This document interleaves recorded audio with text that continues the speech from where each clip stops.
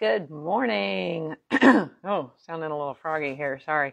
Yeah, so I am hoping that in a minute here I'm going to have a friend join me from Kenya. And that's one of the reasons I decided to do this early today. And we're going to have Julie on here in a minute, I hope. She's kind of new to the Instagram Live. But in the meantime, I will tell you a little bit about what we're planning. So in January of 2022, there are several very special and exciting itineraries on the books. And let's see, there she is. Let's see if we can get her. Where we go. You there, Julie? I think she should be. There she is. Hello, hello. How are you? Good, thank you. How are you? Very, very good. So happy birthday. Oh, thank you very much. I made it in. I was like, what am I doing? Oh, it's great. Well, I'm glad you took the time out of your birthday day to join us and talk about this a little bit. So I'm excited. I was just kind of starting to explain things, and your timing was impeccable. To jump on here so that you can explain a little bit about, well, first off, let me make the proper introduction. So for those of you that are watching either live or the recording, this is Julie Church of Seas4Life Safaris. They also have Seas4Life Trust, which Julie will tell us about in a little bit. And we are excited to be partnering together to do some exciting sea safaris. Our first ones are on the books for January of 2022, and hoping to grow from there. So be sure to visit her website, which is Seas4Life with a 4 instead of FOR, and have a look at these awesome itineraries. And but let's go ahead, Julie, and talk about, well, let's see, where should we start? We've got all kinds of things to talk about. So where should we begin? Okay, so Seas4Life is we're really in business because we care about the ocean, and our goal is to conserve the ocean through experiential travel and education. So by coming with us on a trip, you become immersed into what I call our blue planet, rather than we're not a green planet. And we open up the ocean in a way where you understand the value and the purpose of seagrass beds, or coral reefs, or rocky shores, or mangroves, which is our biggest carbon sequestration ecosystem in the world, or the value of open oceans. And we call it a safari so that you don't have to be a diver, or you don't have to be any specific, or have any specific skill. It's to open up the blue wilderness. Yeah. In the same way as you might go to the Masai Mara, you don't sit at the swimming pool in the Masai Mara and go, oh, there's the wilderness over there. Right. So yes. with us, get you off the beach and into the ocean, where you're connecting to it. And we do trips which are land and sea, often following waterways and stuff like that. So yeah, and each of our trips are quite bespoke and Yes. tailor-made. Yeah, absolutely. Which is what makes it so special. And it's not an off-the-shelf thing. It can be really designed to what somebody wants to learn, and you are such a pro at that as far as, and I think that your website says it the best, experiential travel. I mean, this is for people that want to go and really learn about the wildlife in the sea and on the land, and have that kind of experience that just could be life-changing, really. So tell us right now, so we're July already. And so you're having the migration is going on in the sea at the same time that the migration is going on in the on land in Kenya, which is really exciting to have this like migration double. So tell us about the migration that's happening in the sea. Yeah, right now we've got the humpback whales, They're coming up from the Southern Ocean, from Antarctica. They do an annual migration.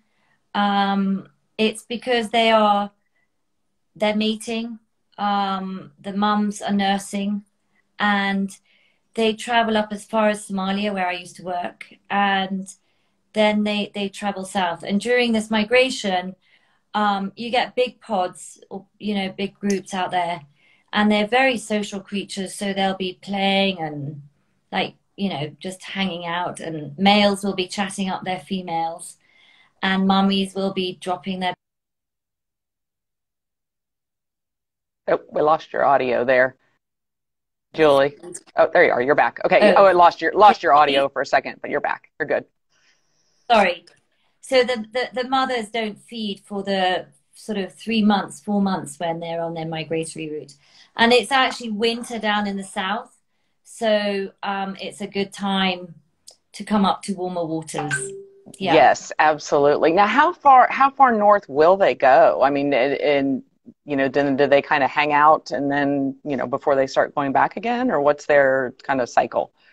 No, they'll come up from the Southern Ocean past South Africa, Mozambique, Tanzania, Kenya, and they'll go as far, well, the research that we've done, as far as Somalia, and then they Okay. turn back. And one Okay. project with the Seas4Life Trust that we're supporting is a new project where they're satellite tagging these humpback whales on their way back when they're less social, so the tag stays on.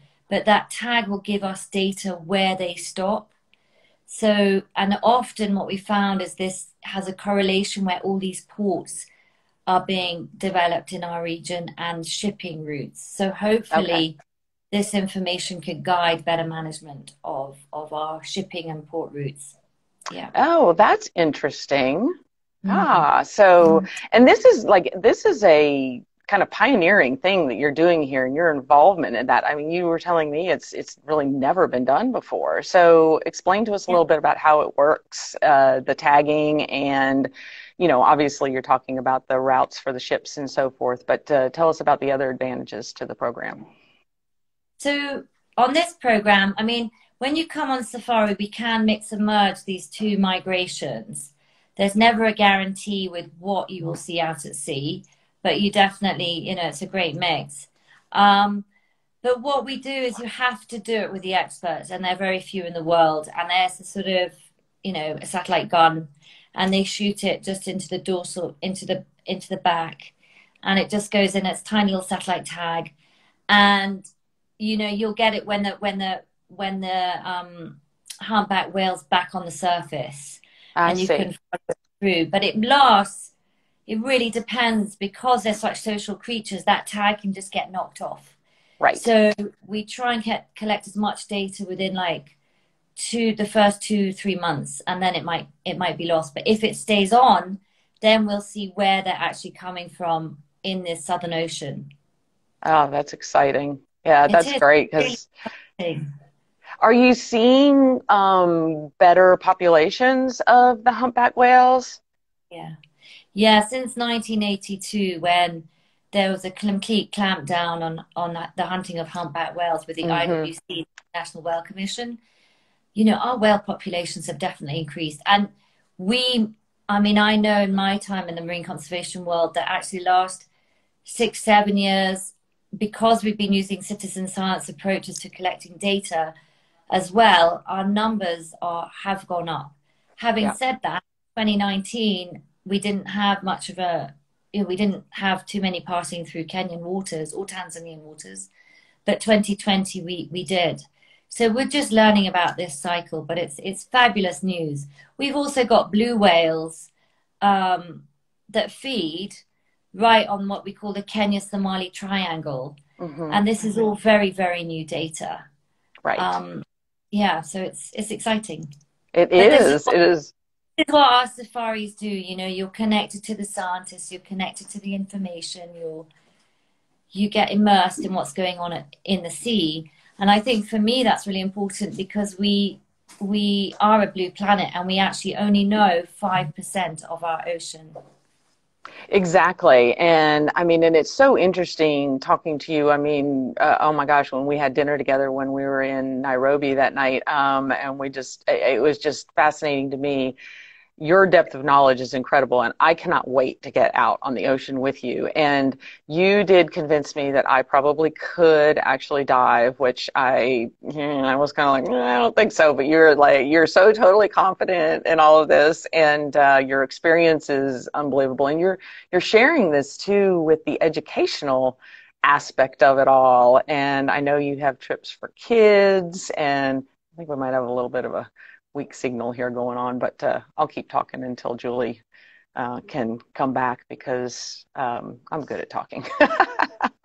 So anyway, hopefully she'll be able to get back on here, but if not, I'm going to proceed with talking about these sea safaris. Oh, we've lost her. Hopefully she'll come back. So at any rate, these sea safaris are spectacular, and they can be double. So you can do this land sea double. And if she's able to jump back on, will tell us some more about like dolphins and other sea life that you're able to learn about and experience, and what this experience of being on a dhow, which is a Arabic sort of a ship that they have now outfitted for these kind of trips. So you live on that, and that is like your basically like when you do a mobile safari on land, this is a mobile safari on water. And to me, it's really exciting, the idea of doing both of these things, doing that land and